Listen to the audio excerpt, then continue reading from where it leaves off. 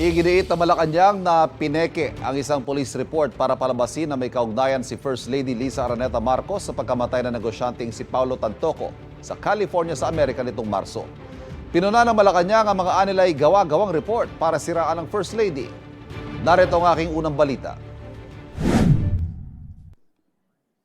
Sa briefing, sinagot ni Undersecretary Claire Castro ang mga tanong ng media tungkol sa panawagan ni Senador Amy Marcos na linawin ang umiikot sa social media na nag-uugnay kay First Lady Lisa Araneta Marcos sa pagkamatay ng negosyanteng si Paulo Tantoco sa Los Angeles, California noong Marso. Sabi ni Castro, peke at dinoktor ang dokumentong ginamit na basihan ng kwento na isang First Lady sa mga nadatan ng mga otoridad sa kwarto ng mamatay si Tantoco. Ang sinasabing police report na naipost sa Facebook ay isang malaking kasinungalingan. Kahit kayo po mismo ay maaaring mag-imbestiga sa nasabing lugar sa Beverly Hills Police Department para malaman nyo na yung nilagay sa Facebook na may guhit na color pink, kung di ako nagkakamali, ang parting yun ay dinagdag lamang. Nag-start ang mga salitang, and I quote, "and the cause of initially suspected to be drug overdose," up to the word "Miro." Yan po ay dinagdag lamang.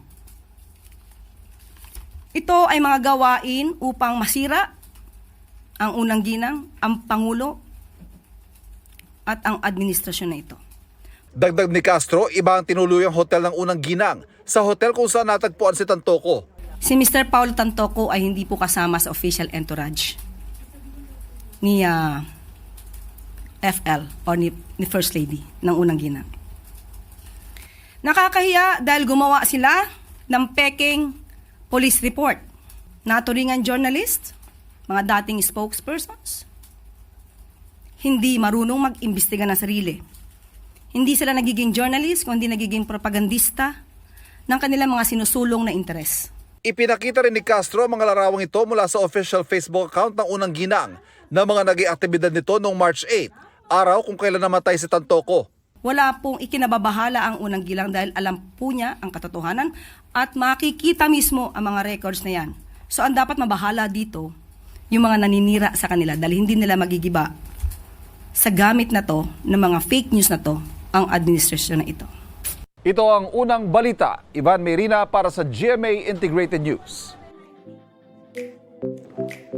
Kapuso, huwag magpapahuli sa latest news and updates. Maging una ka sa balita at mag-subscribe sa YouTube channel ng GMA Integrated News.